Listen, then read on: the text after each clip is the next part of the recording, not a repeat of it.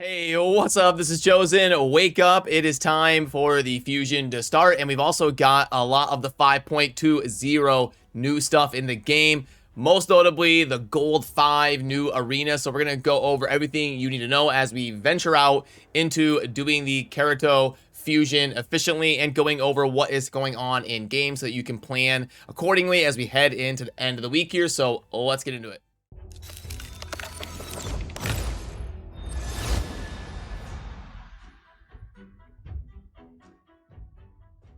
Alrighty, and first of all, let's go over the summoning event because we just found out what that's going to be a couple hours ago behind the scenes. They've let us know that they're planning to do some champions in honor of Valentine's Day. They're going to have a few 10x events, which is perfectly normal and what we expected because we had 2x Ancients last weekend, which means they're going to do some sort of different type of guaranteed or 10x this weekend, but they're actually going to do 4 different ones. We're going to start on Friday, tomorrow. We're going to have a 10x for Xavia and Bellinor.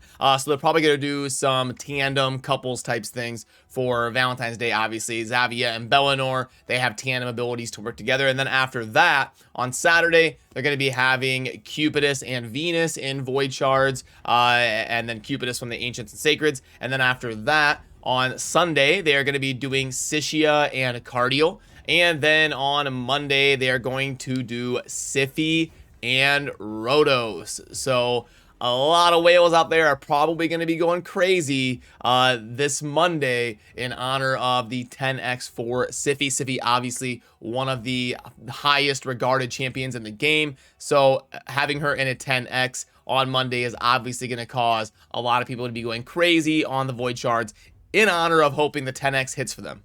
So let's go ahead and pop up the planner, and you can see here that today is Thursday. This is where we're at right now at the very launch of the Fusion. So this weekend is going to be these different 10x's going on, and you can see that the Summon Rush right here is going to be the one we have to focus on this weekend. And then you're also going to be getting another one in there. One of the epics, based on how many points you get in the game, is going to determine if you just get the rare or if you go all the way towards getting the epic, because they are both in the same event. And we'll pull up the events here in a little bit, just kind of helping you plan for the weekend. So usually the toughest points to acquire or toughest champions or things to get finished in a fusion or fragment event is going to be the things that revolve around summoning, champion chase, or summon rush. So make sure you're planning that for this weekend. And then the next weekend over here on the 18th, this is going to be another 2x. I mean, you had Ancients last time, so this will be 2x Sacreds, 2x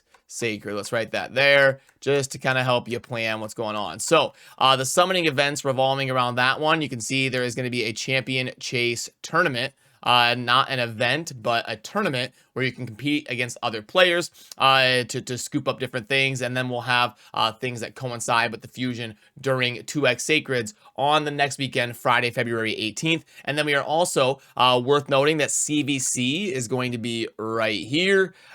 So let's branch that out into CVC right here on Tuesday and Wednesday during Dungeon Divers and Champion Training and Spider Tournament. You're going to have a lot going on there, so definitely grinding the Spider during CVC and getting a lot of Champion Training done, so you may want to plan accordingly. If you're pulling shards this weekend for 10x's or something, make sure you're managing your account efficiently, because you're going to want to do a lot of Champion Training during that CVC to kind of double dip your points as best as possible, because this is one of those old school traditional fusions where you've actually got to get all of the champions here to fuse into the epic, and which are going to fuse into the legendary. Now, you can actually sometimes skip some of the rare part of it, like in the Summon Rush, for example. If you just go all the way towards the end of the points, you can scoop up the epic champion, but if you just get a few points, you usually just get the rare. So you can try to scoop up the epics when they're available and skip that bottom tier. Otherwise, the cheaper version is usually just try to get copies of all the rares, fuse them into the epics, and then you're good to go by fusing that into the legendary. But if you're a subscriber to the channel, don't worry, I'll be walking you through on a regular basis to make sure you are managing the fusion efficiently. The last fusion event, I got 100 out of 100 fragments. We did the perfect bare minimum to go ahead and finish the fragment summon. I'll make sure I'm helping you along the way to keep you in the loop of what you need to be doing every day to get efficient progress here to finishing the fusion. And a very common question for these traditional classic fusions is asking which epics, or if the epic that's featured is worth really YOLOing to get a copy of, to make sure that you have this epic on your account. So I have no clue how to say this name. The only thing I can guarantee you is that I will say it wrong. So however I say it, don't do that. But to me, it looks like Filja, something like that. Definitely wrong, but that's fine. That's what I'm going to go with, because that's what it looks like to me. But the A1 is going to be a multi-hitter that decreases max HP, so you get a little bit of a built-in destroy set. Could be decent for something like the Scarab King. The A2 is going to be a full way depleting the target's turn meter, so we've got some synergy to be decent in the Fire Knight, but a 4-turn cooldown is a little bit rough. And then we've got an AoE that fills the champion's turn meter and heals them by 15% of the damage inflicted if critical. I think that should be heals all allies. I mean, it doesn't have any sort of buff manipulation or debuffing or anything, so if it's just going to be a 3-turn AoE that heals, I would just have this to heal the whole team instead of just her. Then we got a passive that is if the champion has 2 or fewer buffs at the start of the turn, place increased attack and increased crit damage on them for 1 turn. So, I mean, yeah, a pretty average epic, honestly. It's cool to deplete turn meter. That is very good, but there's nothing to really write home about, in my opinion. You're not going to be like blowing up your account or something and being super regretful if you don't have a copy of this champion. So I would be YOLOing for the fusion to get it done, because we always want to get fusions done. You never know when champions are going to be relevant for future content. You never know when you're going to summon the champion that coincides and has tandem abilities with them, and you never know when champions are going to get readjusted. So if it's realistic, definitely get out there and get progress towards the fusion event. That way you don't get stuck regretting it ever in the future.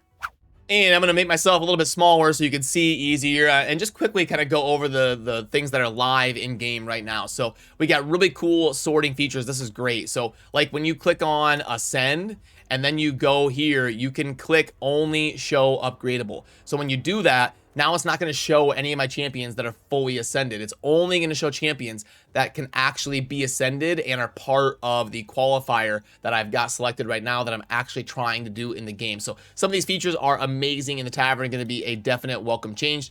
Also, if you're going to be upgrading champions during champion training, you're doing like 1 stars and 2 stars, and you're trying to get through that, no longer do you have to sit here and scroll 45 seconds to get to the bottom. You can actually sort this, boom, and go in reverse order, and it'll put those 1 and 2 stars right at the top. And then when you go to upgrade rank, you can also click show upgradable only. Now it only shows champions that are max level and ready to be upgraded. So I can click on my 2 stars, bada bing, bada boom. This is like 10 times faster. So the tavern, we've been asking for tavern changes for years, and I got to give them credit. Better late than never. The tavern changes are absolutely incredible. The brews are better too. If you select a champion, upgrade level, boom, and then you get the brews right up top. Again, no longer have to scroll for 45 seconds to get to the bottom and spend brews 6 at a time.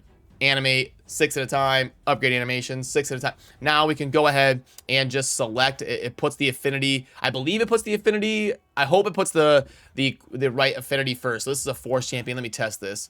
Let's do upgrade magic, upgrade level. Yeah, okay, so it does put their affinity as the priority, which is great. I like that. So you click on that, and then you got a sliding bar. Or you can just click max, and it will go ahead and show you how many it's spending. 11 brews for 206, 250 XP. Boom, and you're maxed out. So the tavern is 10 times better than it ever has been. And these changes should have happened a long time ago. But I'm going to give Plarium credit because they did implement the tavern changes very well. And some of the biggest changes to Arena that we have ever seen. We have got Gold 5, which is a big deal because about 75 to 80% of the player base is in Gold 4. As you can see right here, when I did a poll a few months ago on the YouTube channel, now Arena's gotten a little bit tougher since then, so I doubt this is still accurate. And this was back when there was more like bot accounts and easier pages to refresh and fight.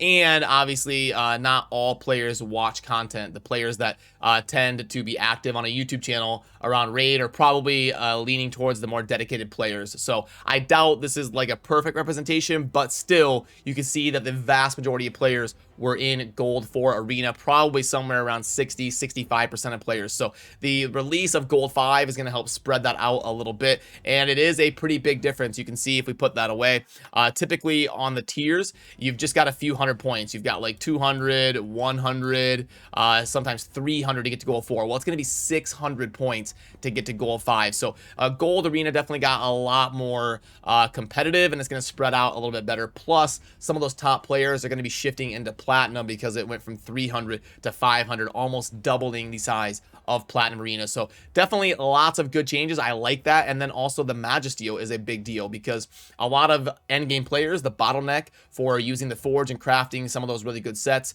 the bottleneck is actually going to be the Magisteel, not the materials themselves. So going from an average of 3 Magisteel to an average of 5 is almost doubling your Magisteel farming. So if you can, Gold 5 is definitely going to be an important spot for you to be grinding, just not only for the Great Hall bonuses, but also the Magisteel. And honestly, it looks like the Great Hall stuff is the same, right? I mean, it's been a while since I've done my Great Hall. My Great Hall's been maxed out for like a year, but it looks like it's 4 no matter what if you're in Gold 4 or Gold 5. The main difference being the Magisteel, and you get a little bit better stats when you're doing those Hydra fights and dungeon grinding as well.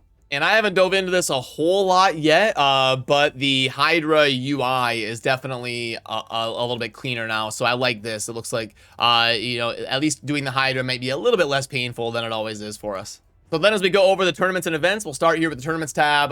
You can see by the artwork whether it coincides with the current fusion going on or not. We've got the Ice Golem tournament. You're going to want to make sure you get to 2250, perfectly normal tournament that we would expect during the fusion, and you don't get any sort of relative bonus in relation to the fusion by finishing. You're not going to get like bonus fragments or something. So just get your 2250 if you want, and you can feel totally fine about that. And then as long as you're active in the classic arena and really being diligent about spending your battles and doing your refreshes, you should be able to get to 390 if you're putting in effort to do so, to scoop up the rare that you're going to need there.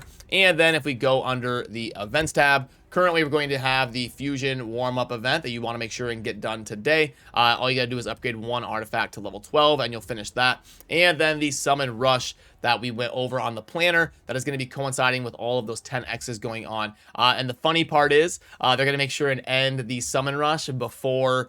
I believe the way it's going to line up, since they're doing the SIPHI 10x on Monday, the Summon Rush is going to be Friday, Saturday, and Sunday. They're usually 72 hours. And then after the Summon Rush, they're going to make sure is when they do the 10x for SIPHI. So that's obviously not by mistake. They're doing that intentionally because that's going to be the crown jewel. The 10x for SIPHI and Rotos is going to be what everybody wants to go ahead and slam. So they're going to make you participate in the Summon Rush for the Fusion, and then make you do the SIPHI 10x when it doesn't coincide with anything, because it's going to be on Monday. So it's going to be in between the Summon Rush, and you can't even get your points during CVC. I don't think. Now, I could be wrong, but like when they say, I'm looking at it right now, Monday, February 14th, and all these events are going to be for 24 hours. So like usually CVCs launch on Tuesday.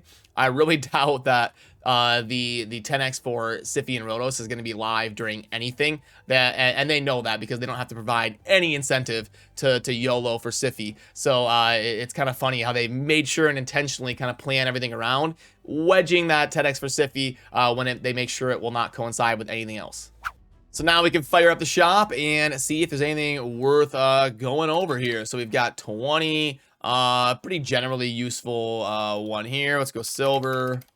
Okay, no, not that. Okay, and then energy of 300 with gems of 200 and 2 days of XP. And then we're going to be getting the energy refills of 5 and the legendary tomes of 3, 2.15. So during a fusion event, it has a little bit more value than normal, so it's decent. You know, there's definitely worse offers. It's not amazing, but it's all right. The monthly pack is a 2.5 during a fusion. Never a bad idea to go ahead and scoop that up. It's some decent money. And then the chained offer doesn't even, let me put this away. It doesn't even show me the links in the chain here. Has this always looked like this? I feel like it's usually like shown more, or is that the string packs? It's confusing me for some reason. But anyway, I can plug in what I can see here for you. So we've got the 10 And then boom, we've got the energy of 850 with 5 energy refills. Okay, so 1.27, yeah. Now I guess it'll get better when there's probably like a 3-pack chained offer, but it doesn't show me any of that indicator. You don't want to buy the $25 for Cruel. Now this one's going to be an interesting one to plug in. These specialty packs are usually some of the best ones to get plugged in. All right, so let's do this, and then yeah, this one's probably decent. Let's go 600. Let's see if I can guess it before I plug this in. So 74121 600K. I'm gonna say this is a 2.87. So I'm gonna say 2.87. Okay, and then 2 5-star chicken is right here. 7 ancient shards, 4 voids, and a sacred. Did I get everything? Is that right? 7 4 1 2 chicken. Nope. Legendary tome. Boom. 2.62. Did I miss anything? Dang it. 2.87. Nobody would have believed me anyway if I was right. You'd have been like, yeah, right, you plugged this in off camera. But I was a little bit overestimated, but still 2.62 is pretty decent. It is worth noting that you are going to get this over the course of a few days, though it's going to be kind of a slow trickle in of resources. But definitely, if you're going to be YOLOing for SIPHI, probably worth scooping this one up because you'll get the void shards in time, I believe, because today's Thursday, Friday, Saturday, Sunday, Monday. You should get these void shards in time. So go ahead and slam this offer today if you're going to be YOLO. If you plan to YOLO for SIPHI, you're going to want those 4 extra void shards, and when you can spend it at a 2.62 clip, whereas a pretty decent offer, probably in the top 5, 10% of offers you're going to see in raid is 2.62. So if you're YOLOing for SIPHI, probably worth scooping this up if you're a spender on raid.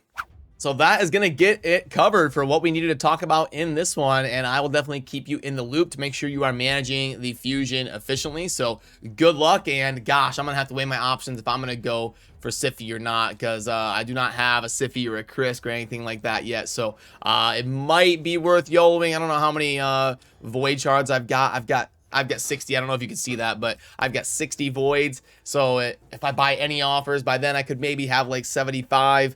Gosh, it's tempting, and there is also a new update to RSL Helper, so I'm gonna try to get a video out later today or something, helping you guys kind of navigate what has changed in RSL Helper and get the new version on your account, or maybe if you don't know what you're doing, you've never used it before, maybe give you a little bit of a quick tutorial on that. We'll see if we can get that done today because there is a new update for RSL Helper, and it kind of completely changed it. It's kind of like a beta new version. So I am gonna head on over to stream. If you would like to join, a link is down below indicating whether I am still live or not.